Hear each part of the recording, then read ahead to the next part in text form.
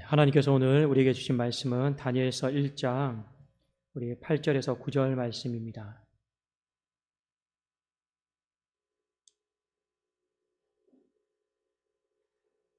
다니엘서 1장 8절에서 9절 말씀, 구약성경 1231면입니다. 제가 봉독해 올리겠습니다. 다니엘은 뜻을 정하여 왕의 음식과 그가 마시는 포도주로 자기를 더럽히지 아니하리라 하고 자기를 더럽히지 아니하도록 환관장에게 고하니 하나님이 다니엘로 하여금 환관장에게 은혜와 긍휼을 얻게 하신지라. 아멘. 자, 오늘 우리 올해 2021년도 우리 교회의 표어는 불확실한 시대에 임하는 확실한 축복입니다. 자, 불확실한 시대에 임하는 확실한 축복의 말씀을 가지고 우리가 한 해를 또 항해를 할 것입니다. 또 여기에 크게 세 가지 실천 사항이 있는데, 세 가지가 첫 번째 뭐냐면 하나님 편에 서십시오. 두 번째가 선한 목표를 포기하지 마십시오. 마지막 세 번째가 승리의 자신감을 가지십시오. 이 세 가지를 가지고 한 주마다 또 설교할 것입니다. 오늘은 그 첫 번째 시간으로 우리 하나님 편에 서라, 이 말씀을 가지고 우리에게 주신 은혜를 살펴보고자 합니다. 자, 오늘 다니엘서 본문은 이렇게 시작을 하고 있습니다. 1장 1절에 보니까 유다 왕 여호야김이 다스린 지 3년이 되는 해에 바벨론 왕 느부갓네살이 예루살렘에 이르러 성을 에워쌌더니, 유다를 다스리고 있었던 왕은 여호야김이었고, 그리고 이 왕은 힘이 없어서 나라를 빼앗기게 되었습니다. 그리고 이 나라를 포위했던 나라는 바벨론, 그리고 바벨론의 왕은 느부갓네살 왕이었습니다. 자, 그런데 1절 하반절에 보니까 예루살렘에 이르러 성을 에워쌌다라고 하는 말이 있습니다. 이 에워싸다라고 하는 것은 어떤 의미냐면 철저하게 봉쇄하다, 이제 그런 뜻입니다. 여러분, 봉쇄가 되면 이동을 할 수가 없어요. 봉쇄가 되면 결정권이 없습니다. 그 안에서 갇혀서 죽을 날만 기다려야 되는 것이 바로 봉쇄입니다. 그런 시대를 바로 오늘 유다 백성들이 겪고 있었다라고 하는 것이죠. 그런데 이러한 봉쇄가 누구로부터 기인되었느냐? 성경은 우리에게 한 가지 좀 충격적인 답을 주고 있습니다. 1장 2절에 주께서 유다 왕 여호야김과 하나님의 전 그릇 얼마를 그의 손에 넘기심에 그가 그것을 가지고 신할 땅 자기 신들의 신전에 가져다가 그 신들의 보물 창고에 두었더라.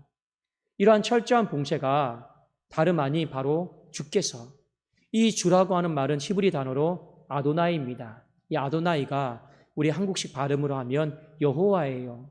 그러니까 여호와 하나님께서 이 모든 일이 이루어지도록 허락하셨다라는 거예요. 우리가 좁게 표현을 하면 이 모든 일들은, 철저한 봉쇄는 하나님의 주권이요, 하나님의 계획이요, 하나님의 섭리입니다, 이런 뜻이지만, 이것을 정말 현실적으로 나쁜 쪽으로 표현을 하면 하나님이 이스라엘 백성들을 버리신 거예요. 이스라엘 백성들 마음 가운데 한 가지 분명한 신학이 있었어요. 하나님이 어떠한 상황에 이르든지 예루살렘 성은 안 버리신다고 생각했습니다. 그런데 그들이 예루살렘 성을 하나님이 버리시는 걸 목격했어요. 그래서 함락된 거잖아요. 그래서 오늘 성경은 아도나이가 주께서 이 모든 일들을 행하셨는데 이스라엘 백성들을 버리셨습니다.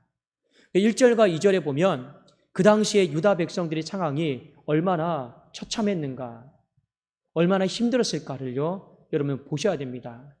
우리가 보통 어려움을 당할 때 사자성어로 이런 표현을 하죠. 사면초가다. 사방을 둘러봐도 답이 없어요. 다 적들이에요. 그런데 믿음의 사람들은요, 사방이 다 적들이 온다 할지라도 우리는 소망을 가지고 있어요. 우리는 하늘을 바라보는 자이니까. 그래서 여러분, 성경에 보면 사람을 안드로포스라고 하는데, 이 안드로포스의 뜻이 뭐냐면 위를 바라보는 자예요. 하나님은 사람이 위를 바라보면 살 수 있도록 만드셨습니다. 그런데 지금 사방도 봉쇄가 되었고 주께서 버리심으로 말미암아 하늘과 땅 사이도 봉쇄가 되어버렸어요. 이제는 더 이상 소망이 없는 그런 시대 속에 살고 있는 것입니다. 자, 그 시대 속에서 이 바벨론이 포로민 정책을 한 가지 취합니다. 어떤 정책을 취하냐면 귀족들, 왕족들 중에서 몸이 건강하고 흠이 없고 똑똑하고 지혜로운 사람을요 뽑아가지고 바벨론 땅으로 다 옮겨버립니다. 그리고 3년 동안 교육을 시키는 거죠. 교육의 목적은 하나입니다. 그 바벨론 사람들을 잘 섬기도록 하기 위해서. 그러니까 똑똑한 종으로 섬김을 받고 싶은 거예요. 혈통 좋은 사람으로 섬김을 받고 싶은 거예요. 그것이 바로 정복한 자의 특권 아니겠습니까? 자, 그런데 그 과정 속에서 어떻게 교육을 시켰느냐? 이 모든 것들을 환관장이 주관을 했거든요. 그 교육 과정 속에서 갈대아어를 가르치고 학문과 모든 것들을 교육을 다 시켰습니다. 여러분, 그 교육을 받을 때 그냥 좋을 수 있어요. 학문의 지경을, 학문의 폭을 넓힌다 생각하고. 그런데 지금부터는 이제 문제가 생기기 시작합니다. 그 교육의 과정 중에 또 하나가 무엇이냐면 이름을 바꿔버려요. 창시계명이라고 하죠. 그래서 이 다니엘의 이름을 벨드사살이라 이렇게 바꿔버려요. 그리고 새 친구의 이름을 다 바꿔버립니다. 뒤에 제가 그 이름의 바뀐 뜻을 좀 설명을 해드리겠습니다. 그런데 히브리인들에게, 유대인들에게 이름을 바꾼다라고 하는 건 하나님을 향한 신앙의 고백을요 다 지워버리는 말살 정책인 거예요. 왜 그런지 아십니까? 히브리인들에게 이름은요 부모의 신앙 고백입니다. 자녀를 낳았어요. 이 자녀가 하나님 앞에서 어떻게 되기를 원합니다. 그런 소망과 기대를 가지고 이름을 지었단 말이에요. 그리고 또 하나, 내 인생 가운데 전환점이 있어요. 하나님의 은혜를 받은 전환점이 있어요. 예를 들어서 사도 바울 같은 경우는 다메섹 도상에서 부활하신 예수 그리스도를 만났습니다. 그래도 그의 인생이 더 이상 사울로 살아가지 않고 바울로 살아가게 되었습니다. 베드로를 보십시오. 그는 시몬으로 살았습니다. 그러나 예수 그리스도를 만남으로 말미암아 그의 인생의 이름이 베드로로 바뀐 거예요. 그러니까 하나같이 유대인들에게 이 이름이다라고 하는 건 하나님의 선물이요, 하나님을 향한 신앙의 고백이 다 깃들여져 있는 거예요. 그런데 이 이름을 바꾼다? 하나님을 다 지워버리는 거예요. 자, 다니엘의 뜻은 하나님은 나의 심판자이십니다. 그래도 다니엘은 늘 두렵고 떨린 마음으로 살기를 원했습니다. 이 이름을 따라서. 벨드사살은 무엇입니까? 벨이다라고 하는 건 바벨론 신 중에도 가장 힘이 센 신이에요. 이 벨이 그의 생명을 보호할 것이다. 하나님이 하나님의 백성들의 생명을 보호하는 게 아니라 바벨론의 신이 다니엘을 보호해 줄 거다라는 거예요. 하나냐 있죠? 하나냐는 여호와는 은혜로우시다. 항상 하나님의 은혜를 기억하며 살겠습니다. 그런데 사드락으로 바뀌어요. 월신을 경배하는 자. 이 월신도 바벨론 신 가운데 잡종 중에 하나입니다. 그 다음에 누가 있습니까? 미사일 있죠. 누가 하나님과 같은가? 이 이름을 통해서 항상 하나님이 최고시다. 그런 마음을 가지고 살았어요. 그런데 메삭으로 바뀌었죠. 이 메삭의 뜻은 포도주의 여신에게 몸을 바친 자. 이미 너의 인생은 더러워졌어. 이미 너의 인생은 돌이킬 수 없어. 그러니 앞으로 너는 이 포도주에 너의 몸을 바치면서 살아. 마지막 여러분 아사랴 있죠? 여호와께서 도우셨다. 항상 하나님이 나를 도와주신다. 그런 마음으로 이름을 지었는데 아벳느고는 나부의 종입니다. 이 나부는 벨의 아들이에요. 벨신의 아들입니다. 그러니까 이 3년의 교육과정에 입문을 할 때 이름부터 다 바꿨습니다. 전부 다 바벨론과 관련된, 바벨론 신과 관련된, 그들이 너희 생명을 보호해 줄 거고 너희들은 이 신을 향해서 이렇게 살아야 된다. 그런 이름으로 다 바꿔버렸어요. 그런데 여러분, 여기까지는 받아들일 수 있습니다. 왜요? 내 자의로 바뀐 게 아니잖아요. 나라가 빼앗겼어요. 내가 바벨론 땅에 사는 건 내 자의가 아니고 타의잖아요. 이름이 바뀌었어요. 내 자의가 아니고 타의잖아요. 상대방이 나에게 걔도 벨드사살 이렇게 부르는데 어떻게 해요? 그런데 여기까지는 받아들일 수가 있었습니다. 그런데 다음에 이 먹는 문제를 다니엘과 새 친구들은 도무지 생각을 해도 받아들일 수가 없었어요. 자, 그래서 이들이 뜻을 정합니다. 우리가 잘 알고 있는 말씀이죠. 다니엘서 1장 8절에 보면 다니엘은 뜻을 정하여 왕의 음식과 그가 마시는 포도주로 자기를 더럽히지 아니하리라고 자기를 더럽히지 아니하도록 환관장에게 간청하고 구했다. 이렇게 나와 있습니다. 이 음식의 문제 앞에서 다니엘과 세 친구들이 고민을 하고 더 이상 우리가 여기서 무너지면 안 되겠다. 여기서 더 밀려나면 안 되겠다라고 하는 생각을 갖습니다. 여러분, 한 가지 오해가 없기를 바라요. 이 음식은 우상의 신전에서 제사를 드리다가 다시 다니엘에게 이 포로민들에게 오는 음식이었습니다. 소위 말하면 제사 음식이죠. 성경은 이 제사 음식에 대해서 어떻게 우리에게 가르쳐주고 있습니까? 먹고 싶으면 먹고 먹기 싫으면 먹지 말라고 합니다. 그 제사 음식이 우리를 부정하게 하거나 깨끗하게 할 수 있는 아무런 효력과 힘이 없다고 말하고 있어요. 왜요? 예수 그리스도의 보혈의 피로 말미암아 더 이상 정결하게 하는 거, 부정한 음식 이 자체가 없는 거예요. 만일 여러분들이 먹는 게 꺼림직하다 하면 먹지 마세요. 그러나 이것이 그냥 음식이다 생각하면 잡수시면 됩니다. 그게 전부예요. 제사 음식에 대한 성경적인 올바른 태도입니다. 자, 그런데 다니엘과 세 친구들은요, 단순히 이것이 제사 음식이었기 때문에 내가 먹느냐 먹지 않느냐 이런 생각은 하질 않았어요. 이것은 좀 본문의 문맥상 속에서 우리가 생각을 해볼 필요가 있습니다. 어떤 의미냐? 보세요. 이름이 바뀌었어요. 그 이름이 전부 다 바벨론 신들과 관련된 이름이고 그 이름의 내용을 보면 벨드사살만 보더라도 그 벨이 너의 생명을 공급해주고 책임져 준다라는 거예요. 자, 여러분, 사람은 실제적으로 눈에 보이는 걸 먹어야지 힘이 생기는 겁니다. 그렇지 않습니까? 아무리 100마디 말로 사랑한다 해도 눈에 보이는 어떤 한 가지 행동, 행위, 그래서 여러분, 어떤 사람이 배고프다 하는데 그냥 배불러라 이거 가짜 사랑이라는 거죠. 뭘 줘야지 배가 부를 수 있는 거예요. 그런데 다니엘과 세 친구들은 이렇게 생각을 했어요. 이름이 바뀌었어요. 그 베리다라고 하는 바벨론 신이 우리의 생명을 책임져주고 보호해준다. 이건 아직은 지식이에요. 관념이에요. 그런데 그 음식이 어떤 음식입니까? 그 바벨론의 신들이 주는 음식이란 말입니다.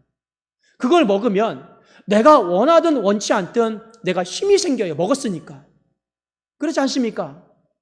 그러니까 이들의 논리에는 뭐가 있냐면 우리가 이 음식을 먹는 순간 정말로 그 베리다라고 하는 신이 우리에게 생명을 주고 힘을 주는 걸 느끼고 있는 거예요. 그게 싫은 거예요. 그걸 받아들이면 내 안에 정말 음식을 먹고 힘이 생기면 그게 너무 부정하고 그게 정결지 못하고 수치스러운 거예요. 최소한 내 나라가 빼앗긴 거 그건 타의입니다. 내 이름이 바뀌는 건 내 의지와 상관없는 겁니다. 근데 먹는 거는 내가 입을 열어야 되잖아요. 내 자의의 문제입니다. 내가 입을 열지 않으면 죽는 것이고 입을 열면 그 신이 주는 음식을 먹으면서 이름 값을 하는 거예요. 그 벨이 내 생명 책임지는 거. 그 이름 값을 하는 거고 내가 입을 열지 않으면 그 이름 값을 안 하는 거죠. 그래도 이들은 고민을 하기 시작했습니다. 뜻을 정하는 거죠. 1장 8절에 보면 먹지 않음으로 말미암아 자기를 더럽히지 않겠다 했습니다. 이 더럽히다라고 하는 것은 히브리어로 가알인데 모독하다라고 하는 거예요. 그러니까 한글로 해석하면 이런 겁니다. 자기를 모독하지 않겠다. 좀 이상하죠. 그러니까 원래 뜻은 뭐냐? 이 음식을 먹음으로 말미암아 하나님을 더 이상 모독시키지 않겠다라는 거예요. 그러니까 이들의 삶 가운데 음식을 먹지 않는 것은 어떤 뜻입니까? 스탑하는 거예요. 그들이 계속 밀고 들어오잖아요. 나라에 밀고 들어왔고 이제는 내 정신 이름까지 밀고 들어왔고 이제는 어디까지 밀고 들어오는 겁니까? 내 신앙 영혼까지 털려고 밀고 들어오는 거잖아요. 근데 여기서 더 밀리면 안 되겠다. 더 밀려버리면 이제는 완전히 바벨론 사람이 되는 거고 그걸 우리가 인정하는 거고 더 밀려버리면 이제는 바벨론 편에 평생을 살다가 죽어야 된다. 그래도 여기도 더 밀리지 않게 해서 어떻게 하는 겁니까? 뜻을 정해요. 하나님의 이름을 모독하지 않도록 하나님 편에 서겠습니다. 그것이 바로 음식을 먹지 않는 바로 그 문제였습니다. 하나님은 이것을요 크게 보셨어요. 그런데 여기에다가 하나님은요 프리미엄을 얹어주셨어요. 더 큰 점수를 주셨어요. 왠지 아십니까? 다니엘서 1장 2절에 보면 누가 지금 유다 백성들을 버리고 예루살렘을 버렸습니까? 아도나이, 여호와께서 이스라엘 백성들을 버렸어요. 여러분, 하나님이 나를 버렸어요. 근데 내가 하나님 편에 서겠다고 합니다. 이게 여러분 쉬운 일일까요? 어려운 일입니다. 사람과 사람과의 관계도 보십시오. 제가 어떤 사람을 미워해요. 밉다고 얘기했어요. 저주해버렸어요. 다시는 너 볼 일 없다. 우리 보지 말자. 이 나쁜 사람아, 이 나쁜 자식아. 그리고 헤어졌어요. 그런데 그런 말을 들었던 사람이 또 다른 누군가를 만났습니다. 대화를 하다 보니까 나를 버리고 나를 저주하고 나에게 온갖 나쁜 욕을 했던 그 사람에 대해서 대화가 오고 가고 하고 있습니다. 그럼 여러분 어떻게 하시겠습니까? 변호해 주겠습니까? 두둔해 주겠습니까? 그래도 괜찮은 분이다라고 말해 주시겠습니까? 그게요 쉽지가 않아요. 보통 인간은 어떻게 하는지 아십니까? 나에게 해를 가하거나 못되게 하거나 나를 버리거나 내 감정에 상처를 준 사람에게는요 누군가를 만나면 같이 기름을 붓습니다. 같이 욕하고 더 감춰진 것까지 끄집어가지고요 더 비난하는 것이 바로 인간입니다. 다니엘과 세 친구의 입장이 딱 이렇습니다. 하나님이 버렸어요. 그 시대의 포로로 끌려온 모든 사람들이 다 보통적으로 상식적으로 고백했던 말입니다. 여호와께서 우리를 버리셨다. 그럼에도 불구하고 다니엘과 세 친구들은요 우리가 여호와 편에 하나님 편에 서겠다라고 뜻을 정합니다. 하나님이 얼마나 예뻐 보이겠습니까? 여러분들이 한 가지 기억하셔야 될 것이 있어요. 하나님 편에 선다라고 하는 건 지금 이들이 하나님 앞에 시간을 드릴 수 있겠습니까? 물질을 드릴 수 있겠습니까? 하나님 앞에 없던 예배자의 삶을 살 수 있겠습니까? 그들이 포로 땅에 끌려와서 할 수 있는 건 아무것도 없어요. 하나님 앞에 한 걸음 더 나갈 수 있는 어떤 행위들이 없어요. 기대조차 안 해요. 그런데 이들에게 하나님 편에 선다라고 하는 건 어떤 의미일까요? 계속 밀고 들어오잖아요. 나라를 밀고 들어왔고 내 정신세계에 밀고 들어왔고 내 신앙까지 밀고 들어오는데 하나님 편에 선다라고 하는 건 더 내가 밀리지 않겠다라는 거예요. 다니엘은 위기감을 느낀 거예요. 여기서 내가 한 걸음만 더 뒤로 밀려나면 절벽이다라는 거예요. 여기서 한 걸음만 더 밀려나면 나는 절벽에서 떨어져서 죽는다라는 거예요. 떨어져서 죽으면 영원히 바벨론 사람으로 살아가는 거예요. 그래서 이들이 하나님 편에 서겠다라고 하는 건 밀려오는 그 쓰나미 속에서 그냥 버티는 거예요. 한 걸음도 못 나가지만 그래도 내가 버팀으로 말미암아 한 걸음 더 뒤로 밀려나지는 않으리라. 설령 하나님이 나를 버리셨다 할지라도 나는 하나님 편에 서겠습니다. 하나님이 내 평생에 그 어떤 기도 제목도 응답하지 않았다 할지라도 나는 하나님 편에 서겠습니다. 하나님께서 음성 가운데 나는 너를 버렸다, 너는 지옥 자식이다라고 말한다 할지라도 저는 하나님 편에 서겠습니다. 그것이 바로 다니엘과 세 친구들의 마음이었습니다. 그런데 희한하게 하나님이 이 광경을 보시고 은혜와 긍휼을 베풀어 주세요. 자, 성경 여러분, 다니엘서 1장 9절을 볼까요? 하나님이 다니엘로 하여금 환관장에게 은혜와 긍휼을 얻게 하신지라. 여기 하나님은 아도나이가 아닙니다. 여호와가 아니에요. 여기 하나님은 히브리 단어에 보면 엘로힘입니다. 엘로힘은 뭐냐? 전능하신 하나님이에요. 바벨론으로부터 패배했다고 생각했던 그 하나님이 전능하신 하나님으로 엘로힘으로 나타나셔가지고 그 봉쇄되었던 하늘문을 여셨어요.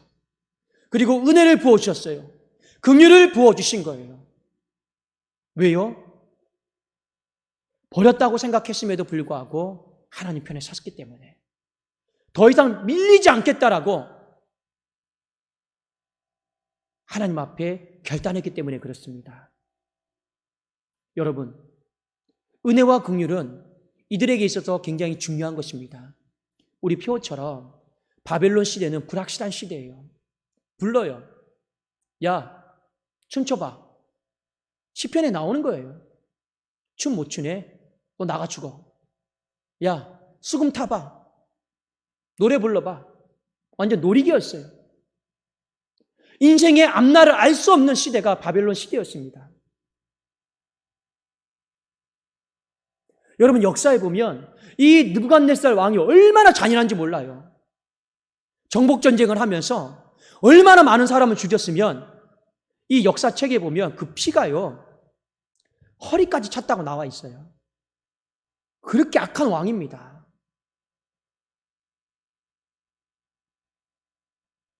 그 힘을 가지고 밀고 들어오는 거죠. 그런데 다니엘과 세 친구들은 여기도 더 밀려나면 우리가 하나님과 완전히 끝난다, 절벽이다, 그런 마음을 갖고 버티는 겁니다. 그 여러분 절체절명의 마음을 느껴지십니까? 아시겠습니까? 우리 성도님의 청년들 기억하세요. 마귀는요, 우리를 봉쇄하려고 그래요. 근데 그 봉쇄는 처음에 우리의 삶과 좀 관계가 없는, 내 삶과 직접적이지 않는 부분부터 봉쇄를 합니다. 여러분, 나라가 위기를 겪고 경제에 타격을 입으면 여러분 내 삶과 그렇게 관련이 없어 보일 때가 많이 있습니다. 그렇죠? 근데 마귀는요, 외곽부터 봉쇄를 해요. 그리고 그 다음에 어디 봉쇄하는지 아십니까? 이제 나를 봉쇄합니다. 그 다음에 어디 봉쇄하는지 아십니까? 여러분의 신앙까지 다 털어버리려고 봉쇄를 합니다. 이 부분에 있어서 여러분들이 끼어 있으셔야 돼요. 만일 다니엘과 세 친구들이 이런 봉쇄에 대해서, 에워싸임에 대해서 그냥 나라가 힘이 없으니까 어쩔 수 없는 거야, 그냥 나라가 힘이 없으니까 우리는 어쩔 수 없이 창시 개명을 해서 바벨론 이름으로 바꿔야지만이 이 바벨론 사람으로 먹고 살고 적응하고 살아갈 수 있어, 그냥 받아들여야 돼, 이렇게 생각하지 않았어요. 여러분, 오늘날도 마찬가지입니다. 나라가 감염병이다라고 하는 어떤 이유를 통해서 법률로 자꾸 봉쇄합니다. 어떤 규제로 자꾸 봉쇄합니다. 여러분, 지난 1년 동안 살아오면서 영적으로 여러분의 신앙이 봉쇄되어져 가고 있다라고 하는 걸 느끼셔야 돼요. 아, 그냥 코로나 시대니까 어쩔 수 없네, 그냥 적응하면서 나는 비대면에 적응하면서 살아가야지. 아니에요. 점점 여러분들이 무언가에 의해서 봉쇄되어져 가고 있고, 마지막에는 내 신앙의 고백까지 봉쇄되어지고 있고, 마지막에는 이러다가 내가 하나님을 믿는 사람인지 세상 사람인지 헷갈릴 정도로 여러분의 인생이 봉쇄되어져 가고 있는 것을, 위기의식을 느끼셔야 되는 거예요. 여러분, 우리 하나님의 백성, 하나님 앞에 예배드리는 사람입니다. 예배가 더 나아가지는 못한다 할지라도 여기서 여러분 더 밀려버리면 안 돼요. 여기서 한 걸음 더 밀려버리면 절벽이에요. 기도 생활도 마찬가지입니다. 더 하나님 앞에 부르짖고 나가지 못한다 할지라도 여기서 더 밀려버리면 안 돼요. 절벽이에요. 찬송도 마찬가지입니다. 더 마음 놓고 목 놓아서 부르지 못하지만 여기서 여러분 더 밀려버리면 끝나는 거예요. 하나님 앞에 헌금 드리는 생활도 마찬가지입니다. 저는 헌금을 그렇게 생각해요. 감사의 타이밍이라고 생각해요. 은혜 받은 것에 대한 반응이라고 생각합니다. 그런데 하나님은 여러분의 인생 가운데 못 보는 거 알아요. 어렵다라는 거 다 알아요. 그런데 여기서 여러분 더 밀려버리지는 마세요. 그러면 무엇이라고요? 낭떠러지고 절벽입니다. 다니엘과 세 친구들은요, 봉쇄하고 있다라는, 이 에워싸고 있다라는 것, 알고 있었습니다. 그리고 한 걸음만 더 밀려버리면 이제 절벽이다라고 하는 걸 누구보다도 잘 알고 있었어요. 그래서 뜻을 정한 거예요. 하나님 편에 서기로 기도한 거예요.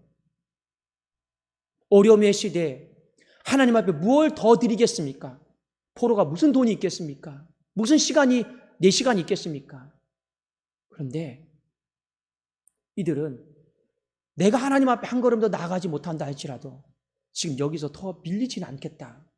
그런 절체절명의 마음이 하나님 편에 서겠다라고 하는 마음이었습니다.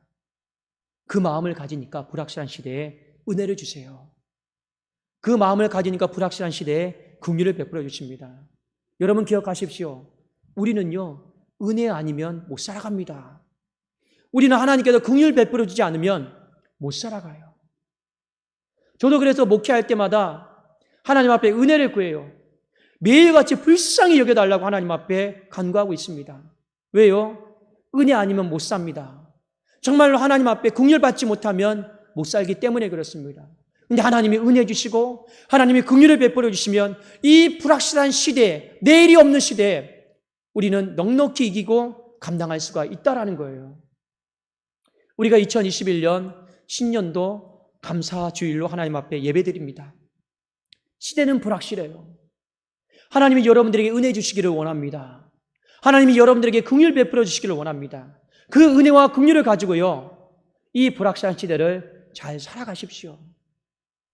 그리고 살아가다 보면 이 끝에는 우리가 표에 말한 대로 확실한 축복이 기다리고 있을 줄로 믿습니다. 그래도 여러분 첫 시작을 잘 하셔야 돼요. 이미 절벽 가운데 다 떨어져 놓고 축복 구하면 뭐합니까? 절벽이 떨어지기 직전이 그래도 아직은 내가 하나님의 사람이다라고 하는 정체성 아니겠습니까? 절벽에 떨어지기 직전에 하나님 편에 서겠다라고, 더 이상 밀려나지 않겠다라고 한번 그렇게 해보십시오. 그러면 아도나이가, 여호와께서 엘로힘으로 여러분들에게 임재하셔서 강력한 은혜를 부어주시고 강력한 긍휼을 부어주시는 거예요. 그건요, 수상적인 게 아니에요. 그냥 좋은 느낌 정도가 아니에요. 다니엘의 뒤에 여러분 다 알고 있지 않습니까? 그 어둠과 핍박의 시대를 사자굴까지 다 뚫고 갈 수 있는 힘이 바로 은혜고 긍휼이었는데, 그 은혜는 폭탄과 같았어요. 그 은혜는요, 다이너마이트와 같았습니다. 그래서 여러분 다 가는 곳마다 터뜨리고 무너뜨렸어요. 그래서 살아낸 것입니다. 저와 여러분이 오늘 이 말씀을 잘 기억하시고, 하나님이요, 불확실한 시대를 살아가고 있습니다. 그것을 원망하지 않고 더 밀려나지 않고 하나님 버티겠습니다. 엘로힘, 전능하신 하나님이요, 내가 이 불확실한 시대를 잘 살아갈 수 있도록, 감당할 수 있도록 강력한 은혜를 부어주시고 강력한 긍휼을 베풀어 주시옵소서. 우리 함께 기도하겠습니다. 자, 우리 찬송해요.